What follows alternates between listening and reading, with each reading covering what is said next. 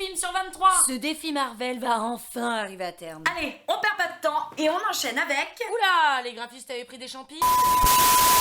Les Gardiens de la Galaxie volume 2. Oh, je crois reconnaître tous les personnages du premier. J'avoue, j'ai un peu oublié ce qui s'était passé. Mais en gros, c'était un gamin des années 80 dans l'espace. The Last Starfighter.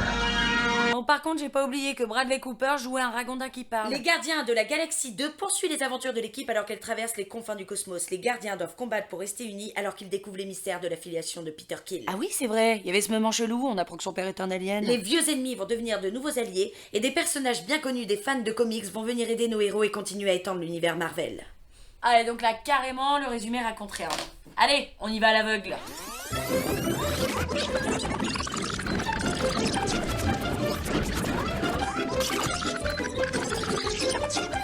Alors, franchement, c'est vraiment réponse, là. Oh, alors lui, il est too much, hein. Qui ça?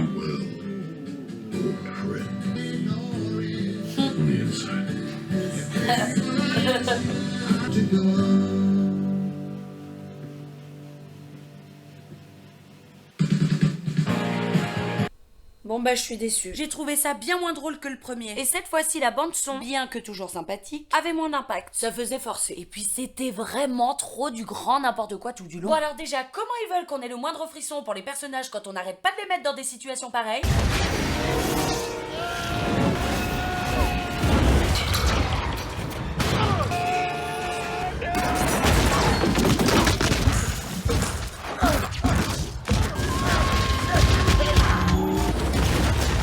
S'ils s'en sortent sans égratignure. That was awesome! Yes! Je veux bien que ce soit un gag, mais ce genre de situation Où un personnage saute. in extremis.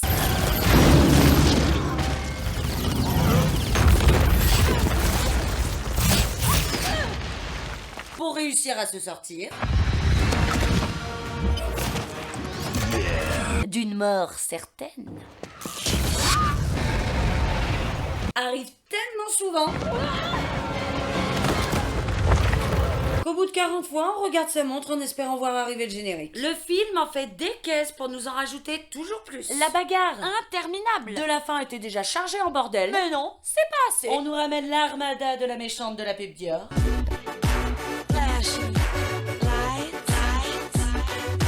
Une bonne excuse pour ajouter encore plus d'explosions qui n'apportent absolument rien à l'histoire. Alors, le scénario justement. C'était pas trop mal ces histoires de famille adoptive. Ça rendait les personnages plus touchants que dans le premier film. Ils m'ont même surprise avec la sœur robot qui change de corps. La scène de fin avec les funérailles feux d'artifice m'a presque émue. Mais c'est tout gâché par la raison pour laquelle le personnage est mort. Après avoir survécu. Hey there, jackass!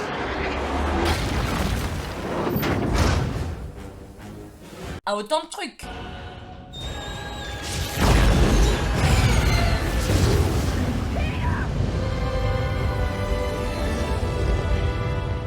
You look like Mary Poppins. Is he cool? Le seul moyen de tuer le personnage, c'était d'utiliser une excuse foireuse du genre. Oh non! Il me reste plus qu'un gadget bidule pour voler dans l'espace! Une ficelle scénaristique aussi énorme que la dose de LSD qu'ont dû prendre les créateurs du film.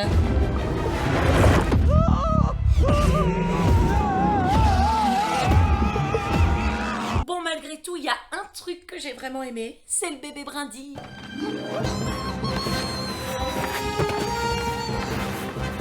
We're all gonna die. Il est trop mignon! Mais alors ça, combiné avec toutes les scènes pam pam boum boum où il arrive jamais rien à personne, Ça m'a donné l'impression de regarder un film pour enfants. franchement, j'ai failli le mettre dans la catégorie des films nuls. Et puis je me suis souvenu du premier Thor et de l'interminable Hulk. Du coup, je le mets dans les bofs. Bon, j'ai un peu mal au crâne, moi, alors je vais me remettre un film d'Audiard pour me remettre. Salut!